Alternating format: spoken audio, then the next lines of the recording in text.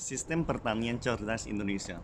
Nama saya Ricky Suwarno, seorang investor atau LP dan instruktur di kursus online Udemy Indonesia.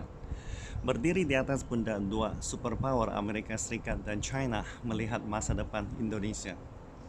Sistem pertanian cerdas Indonesia harus berbasis IoT atau Internet of Things.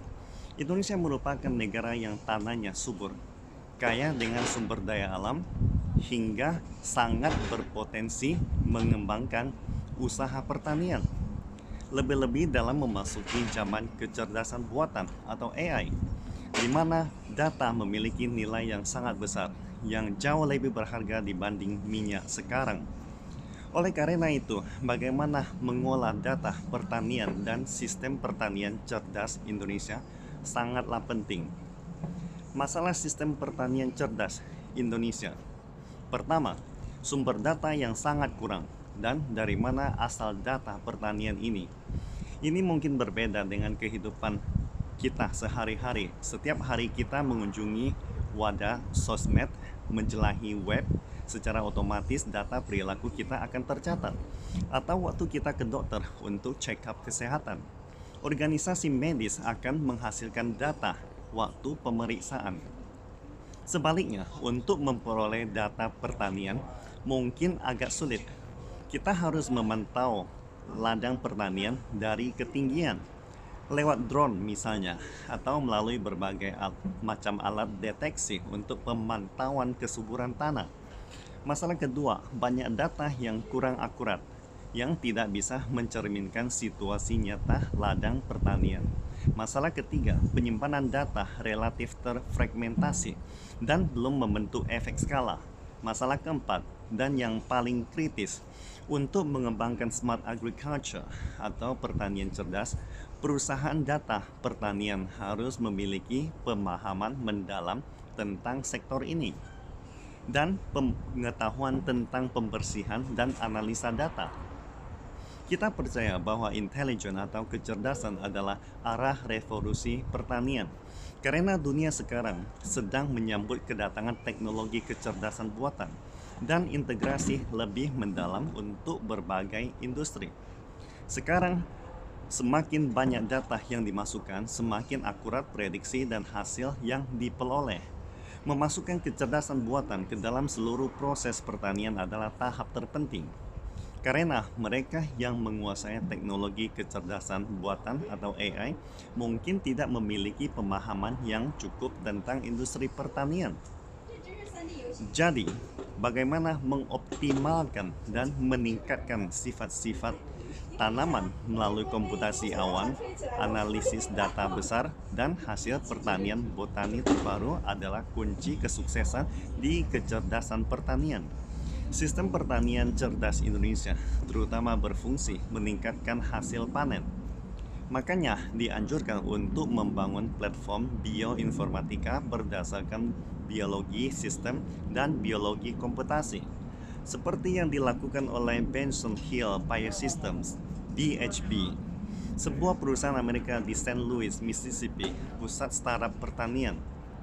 Awalnya, data untuk platform ini mencakup sejumlah besar DNA dan RNA tanaman, status pertumbuhan lapangan pertanian, analisis gambar tanaman, dan analisis prediksi untuk setiap ekspresi gen karakteristik. Jadi, apa yang dilakukan BHB ini? Esensinya seperti mesin pencari cognitive engine. Misalnya, ada orang yang mau mencari blueberry dengan nilai nutrisi yang lebih tinggi. BHB akan menunjukkan gen mana yang ditentukan oleh nutrisi blueberry, dan dari bank benih blueberry mencarikan benih yang mungkin mengandung nutrisi lebih tinggi. Di masa lalu, untuk mencapai tujuan di atas, termasuk pencarian literatur, budidaya rumah kaca, dan pengujian eksperimenter, diperlukan waktu beberapa tahun. Dengan menganalisa data genomik dan info tanaman, awan biologis BHB juga menggunakan kecerdasan buatan untuk memprediksi program pemuliaan, di mana secara signifikan akan mengurangi waktu dan biaya dalam seluruh proses. Untuk memudahkan petani ataupun peneliti, BHB meluncurkan dua jenis paket perangkat lunak untuk penelitian dan pemulihan yang dikenal sebagai display dan breeding. Bila Anda seorang petani, Anda dapat menemukan benih yang lebih tepat. Jika Anda adalah seorang peneliti, Anda dapat menggunakannya untuk membuat prediksi tentang sifat-sifat tanaman. Selain menyediakan layanan analisis data, mereka juga menyediakan alat offline inti yang disebut pengeditan.